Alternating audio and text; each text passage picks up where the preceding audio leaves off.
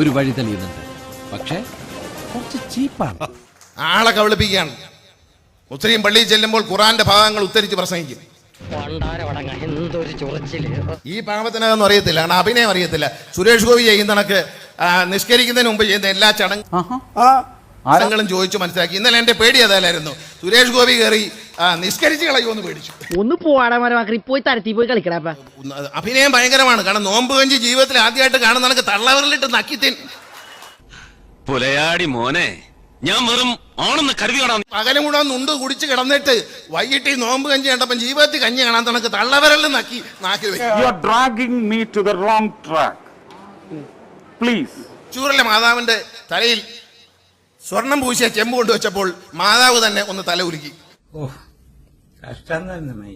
ജാതിയും അവര് നോക്കിയിട്ടില്ല, രാഷ്ട്രീയ പാർട്ടി ഏതാണെന്ന് പോലും അന്വേഷിച്ചിട്ടില്ല.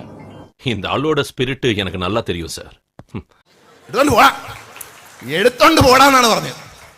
എല്ലാം കുത്തിത്തിരിപ്പിലൂടെ അവരുടെ മനസ്സിനെ ഒന്ന് വ്യതിചലിപ്പിക്കുന്നതിന് വേണ്ടി ഒരുപാട് വളരെ നീചമായ പ്രവർത്തനങ്ങൾ അവിടെ നടന്നിട്ടുണ്ട്.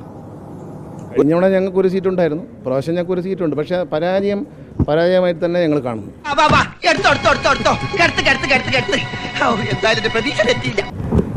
സുരേഷ് ഗോപി എന്റെ സഹപ്രവർത്തകൻ, അദ്ദേഹത്തിന് ജയിച്ചതിൽ വളരെ സന്തോഷമുണ്ട്, അഭിനന്ദനങ്ങൾ. ജയിച്ചവർ പാർലമെന്റ് സീറ്റിൽ NDAക്ക് ഒരു അക്കൗണ്ട് തുറക്കാൻ സൗകര്യം ചെയ്തു കൊടുത്തത് കോൺഗ്രസും UDF-ഉം. അവർക്കുള്ള മറുപടിയായി ഈശ്വരൻ എന്നെ അനുഗ്രഹിച്ചിരിക്കുന്നു. കളിക്കുമ്പോ ഇറങ്ങി കളിച്ചു തന്നെ സാറേ ശീലം. വല്ലതും പറ്റിയോ?